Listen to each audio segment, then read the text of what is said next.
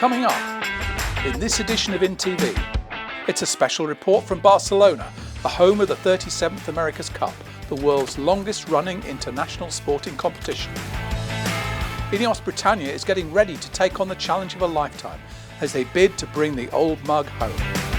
We'll take a deep dive into the technology and engineering that drives the America's Cup and how the Mercedes Formula One team is supporting to deliver on this. We'll also find out what life in the saddle as a cycler is like, as well as a rare insight on just what it takes to be a contender from America's Cup legend Freddie Carr.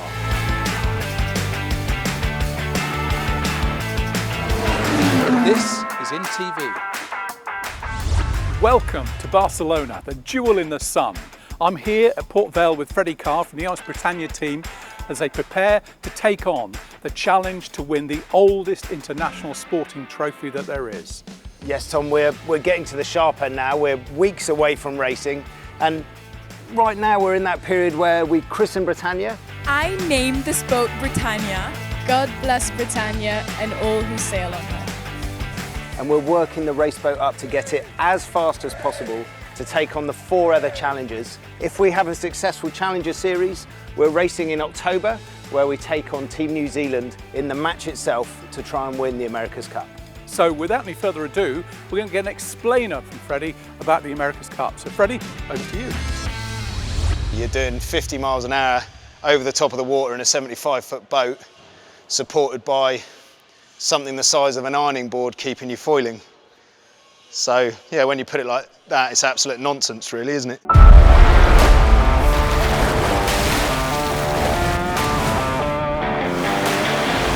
My name's Freddie Carr. I've been involved in the America's Cup for 20 years now. I've done 6 America's Cup cycles, and I feel like I've stepped from a world where the America's Cup was very slow in monohulls that went 10 miles an hour everywhere. Yes, can we do it?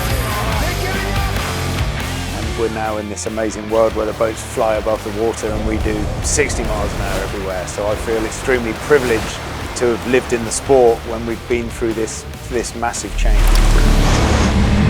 The America's Cup, the symphony of sea and sky and sail. So the America's Cup is the oldest trophy in international sport. It was first raced around the Isle of Wight in 1851, where there were 14 British boats sailing and 1 American boat sailed. And that 1 American boat won that race around the Isle of Wight, and Britain has never seen the America's Cup since. It then went on to be held by the New York Yacht Club for the longest unbroken winning run in sport.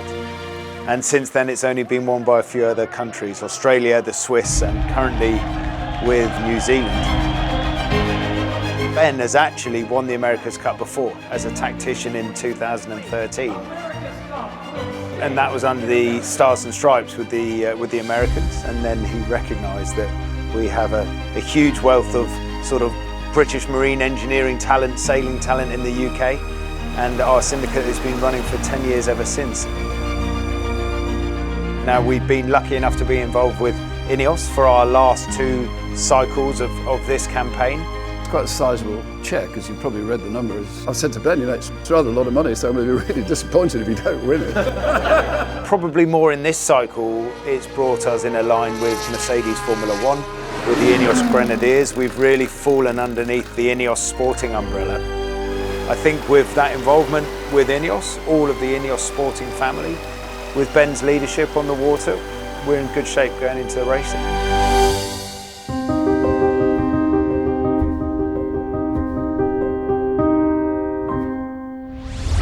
Thanks for that explainer, Freddie. And there's no doubt that a challenge like this needs a range of disciplines. And one of the key ones has come from a source that's much more used to fighting for pole position on the road, not the water. Absolutely. The America's Cup now is the Formula One of sailing, and we're really lucky here at INEOS Britannia that we have a relationship with Mercedes F1. Now, it used to be a hydrodynamics race, but these boats now are doing 60 miles an hour above the water. So we've leaned on the heritage of Mercedes Formula One to get this boat flying above the water as fast as possible, marrying our traditional marine engineers and the Formula One brains to hopefully get the fastest boat possible to race in the America's Cup this summer.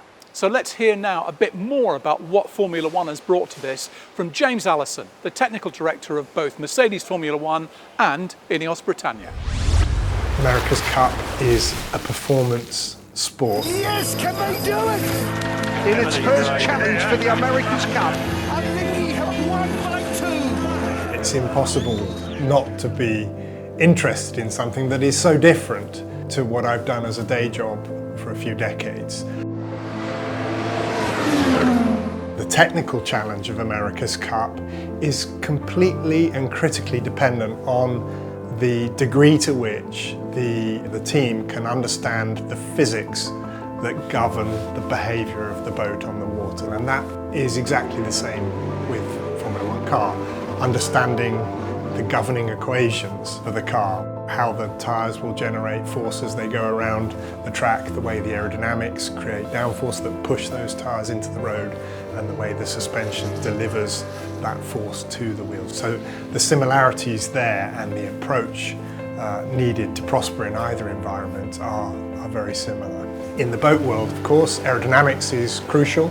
The performance of the sail and the hull as it moves through the air makes a big difference to the performance of the boat, but crucially it has the interaction with water. The F1 fluid dynamicists don't have to worry about the behaviour of water. They don't need to know about cavitation or ventilation, and they certainly don't have to deal with the interface between the air fluid and the water fluid at the surface where the two fluids meet.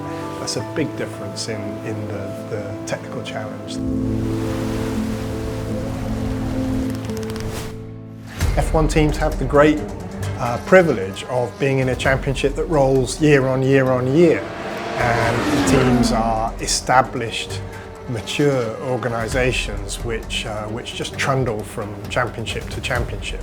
America's Cup happens roughly every 3, sometimes 4 years, and that's a long time where you pour all your heart and soul into a vessel that you hope will carry your efforts to success. You might think that with that amount of time between competitions that it might be somehow hard to generate and maintain momentum for year after year before you get to the sharp end of the competition. You start on day one feeling like you are late, and that feeling of we're behind just keeps coming at you for all of the time.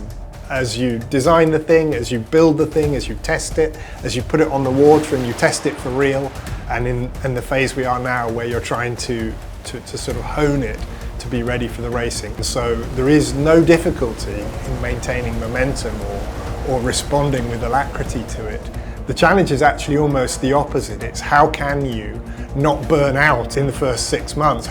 How to make sure that the sailors, the shore team, the folk who have to do the cyclor work in the boat, how to make sure that they can all be fit and well and strong and awake at the point where the competition starts for real.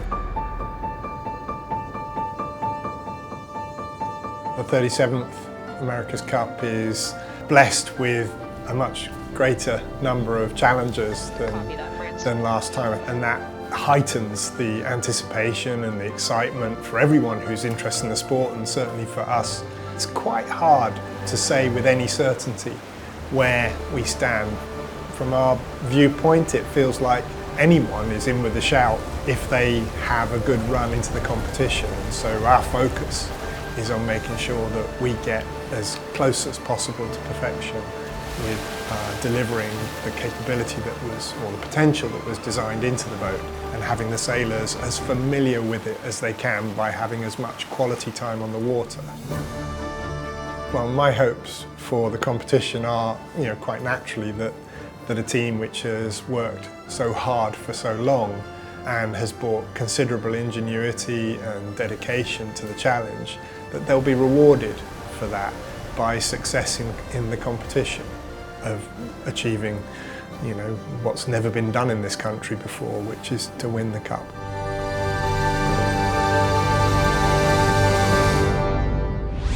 So drawing on the Formula One expertise is certainly one element that will hopefully give us success, but it's by no means just what's happening on the drawing board or in the science tech.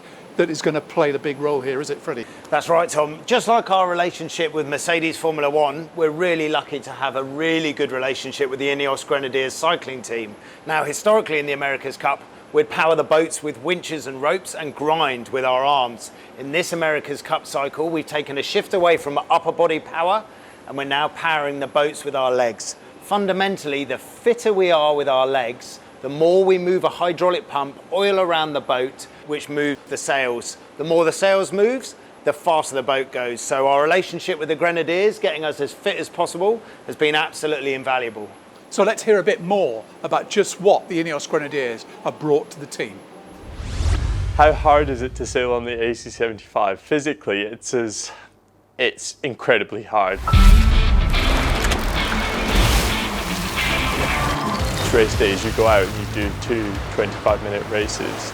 On a training day, you might go out and you might sail for 5 hours, but the boat still needs as much energy, so it's really physically hard. Being a cycler on the AC75, it's a super physical role. We're basically providing the power, and the more power we can provide, ultimately the more the trimmers can move the sails and the faster the boat can go. Depending on the day and what the on-the-water training is going to look like, that really dictates our training on the land for the day. So if it's going to be a harder day on the water, we'll do something easier in the gym, and if it's going to be an easy day on the water, we'll do something hard in the morning in the gym. The teams had between 6 and 8 grinders in the last America's Cup. Now we've got 4 cyclors on the boat. Last time we'd have been lucky if we could do 400 watts for a 20-minute test on the grinder. This time we're well over 500 for 20 minutes, so it's a massive step up in terms of power, and the fact that we can get out on our bikes and we can also get involved in training camps with the INEOS Grenadiers, which has been a massive opportunity. Basically really immersed ourselves in the cycling culture, not only their training but their nutrition and their recovery strategies, and it's been a massive opportunity for us to learn about everything to do with cycling. So it's been really great to be involved with those guys. Considering it's kind of a new thing for us cycling on a boat, one of the first things that we looked at was the safety factors and how we're going to get unclipped in the event of a capsize. The amount of safety training we do with using your spare air and using your safety knives and everything it's been a very thorough build up to the America's Cup for us. I'm Gotrel, I'm a cyclor. I was with the team last time out in Auckland as a grinder, and previously to that I was an Olympic gold medalist rower. The conditions on board are pretty different to what we had last time. As a grinder, we were a bit more open, and the sensations were still the same in terms of the G-forces and the stop-start feel of the boat. It's quite aggressive on there, but now we're in a box, kind of really small container. It gets very hot, so that's one of the biggest things for us, is dealing with the heat, especially out here in Barcelona in the middle of summer. But also just the boat itself, it's not like riding a bike on the road. It's pretty bumpy out there, and being able to deliver that power whilst the boat's going around the course, while you're going around corners at 1-2G is pretty tough, and that's something you have to learn to deal with and be able to still deliver your power. Plenty of sailing lingo that goes around, you'll hear over the comms when we're racing in terms of ley lines and marks and right turn and left turn and travellers, and that's before you put another boat on the course. So, I mean, the list of sailing lingo is pretty kind of up there, and there's a lot of it. But hopefully with the comms and the way it's kind of explained, we can dial into it and you get a good idea of what's going on. When we're looking to hire new cyclists, I guess people will ask us is why have you not hired cyclists to do a cycling job? But essentially, we have a weight limit, so we actually need people to be over 90 kilos really for this job. And finding people that big who can produce raw power and have a good engine is quite hard to find. So actually, we found that people coming from rowing have been used to a high performance program. Obviously, I'd done it before and I've been in that world, and I knew what we were getting in terms of the training they'd done before, and it fits in really well with what we need. So it's kind of the perfect fit really, and they jumped into the roles really well. All the racing kind of will be broadcast pretty well from the ACTV and online, but the team at INEOS Britannia will do a great job of letting you know where to watch it, and you can go onto the Instagram pages and the website as well at INEOS Britannia, and then we'll keep you up to date with everything that's going on.